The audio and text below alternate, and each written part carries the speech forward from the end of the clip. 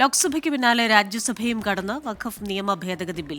വോട്ടെടുപ്പിൽ 128 പേർ ബില്ലിനെ അനുകൂലിച്ചപ്പോൾ 95 പേർ എതിർത്തു. ലോക്സഭയ്ക്ക് പുറമെ രാജ്യസഭയും ബിൽ പാസാക്കിയതോടെ ബിൽ രാഷ്ട്രപതിയുടെ അംഗീകാരത്തിനായി അയക്കും. രാഷ്ട്രപതി ഒപ്പിടുന്നതോടെ ബിൽ നിയമമാകും. വിനീത വിജയാണ് ഡൽഹിയിൽ നിന്ന് വിശദാംശങ്ങളുമായി ചേരുന്നത്. വിനീത, വെരി ഗുഡ് മോർണിംഗ്. എന്തായാലും ബിൽ നിയമമാകാനുള്ള ആദ്യ കടമ്പകൾ കടന്നിരിക്കുന്നു. ലോക്സഭ, രാജ്യസഭ ഇനിയിപ്പോൾ രാഷ്ട്രപതിയുടെ അംഗീകാരത്തിനായി പോകുന്നു. ഇന്നലെ രാജ്യസഭയിൽ വളരെ ചൂടേറിയ ചർച്ചകളൊക്കെ നമ്മൾ കണ്ടു. ഇനിയുള്ള നടപടി എന്താണ്?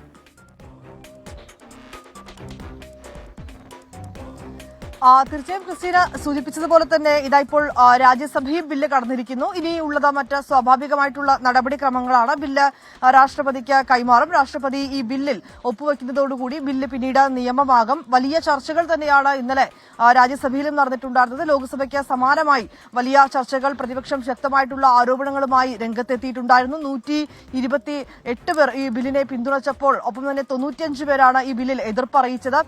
ഒപ്പം ഈ പ്രതിപക്ഷം മുന്നോട്ട് വെച്ചിട്ടുണ്ടായ നിർദ്ദേശങ്ങളും അവർ ആവശ്യപ്പെട്ട ഭേദഗതികളുമെല്ലാം വോട്ടിലിട്ട് തള്ളുന്ന ഒരു സാഹചര്യവും ഉണ്ടായിരുന്നു. മുനമ്പം ഉൾപ്പെടെ നമ്മൾ ലോക്സഭയിൽ കണ്ടതുപോലെ തന്നെ മുനമ്പം ഉൾപ്പെടെയുള്ള കാര്യങ്ങൾ, മുനമ്പത്തിലെ ജനങ്ങളുടെ പ്രശ്നങ്ങൾ ഉൾപ്പെടെ ചൂണ്ടിക്കാട്ടിക്കൊണ്ടായിരുന്നു രാജ്യസഭയിലും ഈ ബില്ലിന്മേലുള്ള ചർച്ചകൾ നടന്നത്. നിലവിൽ 8 മണിക്കൂറാണ് ഈ ചർച്ചകൾ ഉണ്ടാകുമെന്ന് അറിയിച്ചിട്ടുണ്ടായിരുന്നുവെങ്കിലും രാത്രിയോളം തന്നെ ചർച്ചകൾ നീണ്ടുപോകുന്ന ഒരു സാഹചര്യമാണ് ഉണ്ടായിരുന്നത്. പിന്നീട് മന്ത്രി മറുപടി പ്രസംഗം കൂടി നൽകി. ഈ ബില്ല് പാസാക്കിയപ്പോൾ, രാജ്യസഭ പാസാക്കിയപ്പോൾ ഏതാണ്ട് 2 മണിയോടുകൂടിയാണ് ഈ ബില്ല് പാസാക്കുന്നത്.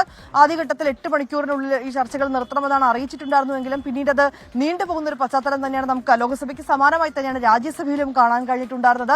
ഈ പ്രതിപക്ഷ എംപിമാർ, കേരളത്തിൽ നിന്നുള്ള എംപിമാർക്ക് സുരേഷ് ഗോപി അടക്കം മറുപടിയുമായി രംഗത്തെത്തിയതോടുകൂടി സഭയിൽ വലിയ കയ്യടി, ഭരണപക്ഷ എംപിമാരൊക്കെ വലിയ കയ്യടിയോടുകൂടിയാണ് ആ മറുപടിക്ക് നൽകിയിട്ടുണ്ടായിരുന്നത്. ഈ ബില്ല് ഒരു തരത്തിലും മുസ്ലിം വിരുദ്ധതയല്ലെന്നും പ്രതിപക്ഷം ഇത്തരത്തിലേക്കുള്ള വ്യാജ പ്രചരണങ്ങൾ നടത്തുന്നു എന്നുള്ളത് തന്നെയാണ് കിരൺ റിജിജു അടക്കം മുന്നോട്ട് വെച്ചത്. ഈ നടപടിക്രമങ്ങൾ, വഖഫിന്റെ നടപടിക്രമങ്ങൾ സുതാര്യമാക്കുക എന്നുള്ളത് മാത്രമാണ് ലക്ഷ്യമെന്നും പറയുന്നുണ്ട്. ഒപ്പം തന്നെ ഈ ഭൂമി, ഈ സർക്കാർ ഭൂമി അടക്കം, ഡൽഹിയിൽ സർക്കാർ ഭൂമി അടക്കം ഇപ്പോൾ വഖഫിന്റെ പക്കലാണ് ഉള്ളതെന്നും ഇതൊക്കെ കാരണമാണ് ഈ നിയമ ഭേദഗതി വരുത്തുന്നതെന്നുമാണ് ഭരണപക്ഷ എംപിമാർ മുന്നോട്ട് വെച്ച അവരുടെ അഭിപ്രായത്തിൽ വ്യക്തമാക്കിയിട്ടുള്ളത്. പക്ഷേ ഇത് രാജ്യത്തെ ഭിന്നിക്കുന്നതാണെന്ന് തന്നെയാണ് പ്രതിപക്ഷം ശക്തമായി എതിർപ്പ് അറിയിച്ചിട്ടുണ്ടായിരുന്നത്. പക്ഷേ പ്രതിപക്ഷത്തിന്റെ എതിർപ്പൊക്കെ വോട്ടിട്ട് തള്ളുന്ന ഒരു സാഹചര്യമാണ് ഉണ്ടായിരുന്നത്. ലോക്സഭയ്ക്ക് സമാനമായി രാത്രിയോളം ചർച്ചകൾ നീണ്ടു. ഇനി അടുത്ത പ്രൊസീജിയർ എന്ന് പറയുന്നത് ഈ ബില്ല്, ഈ ലോക്സഭയും പാസാക്കിയ ബില്ല് രാജ്യസഭയും പാസാക്കി അതിനി ഇപ്പോൾ രാഷ്ട്രപതിക്ക് കൈമാറും. രാഷ്ട്രപതി ഇത് ഒപ്പിടുന്നതോടുകൂടി ബില്ല് നിയമമായി മാറും. ക്രിസ്റ്റീന.